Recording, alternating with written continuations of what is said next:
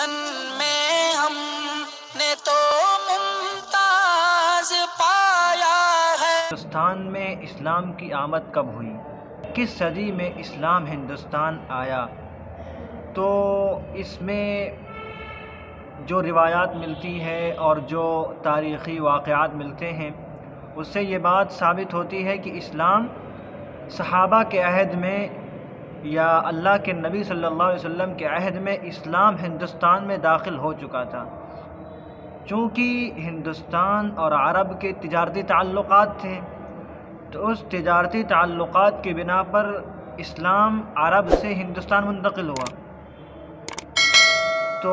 یہ تقریباً ہجری کا جو سال ہے، اس کی جو صدی ہے، تو وہ تقریباً پہلی ہی صدی میں اسلام ہندوستان میں داخل ہو گیا تھا۔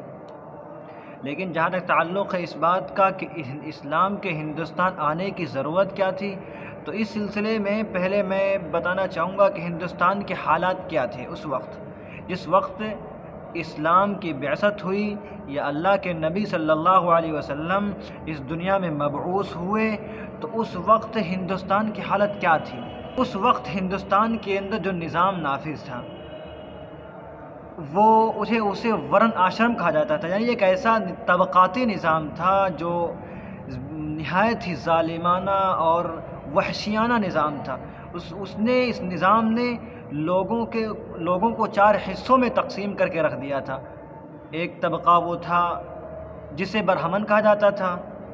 جسے سارے ہی حقوق حاصل تھے، چاہے تعلیم حاصل کرے، چاہے تمدنی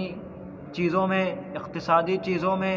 اور تعلیمی سرگرمیوں میں، سیاست میں، حکومت میں حصہ لے، اس کے لیے ساری چیزیں جائز تھیں، اس کے لیے سب کچھ حلال تھا، یہاں تک کہ وہ کمزور طبقے کے لوگوں کے اوپر ظلم و ستم کر کے ان کے مال بھی ہڑپ کر لے تو اس کے اوپر بھی ان کے لیے کوئی روک تھام نہیں تھی، کوئی روک نہیں تھی۔ لیکن جو دوسرے طبقے تھے، دوسرا طبقہ جسے ویش اور کھتری اور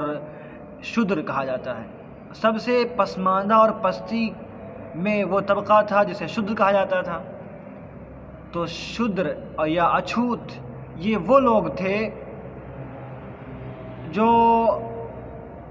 ہندوستان ہی کے باشندے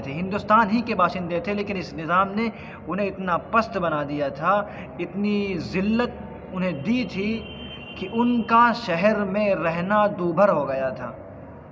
ان کو شہر سے نکال دیا جاتا تھا۔ وہ صرف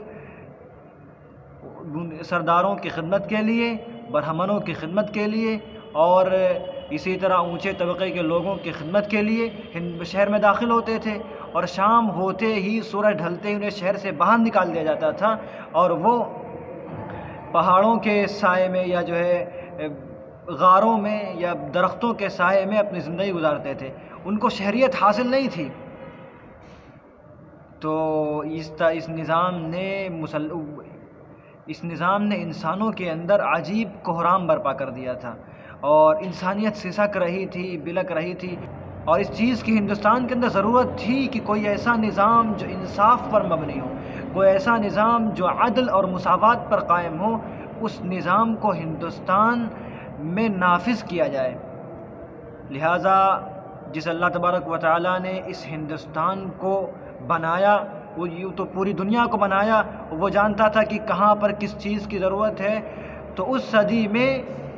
ہندوستان میں اسلام کی ضرورت تھی، اور ضرورت تھی کہ ایسا نظام نافذ ہو جس سے لوگوں کو امن اور سکون کی راحت ملے، امن و سکون کی سانس وہ لے سکیں۔ تو جب ہندوستان میں اسلام آیا،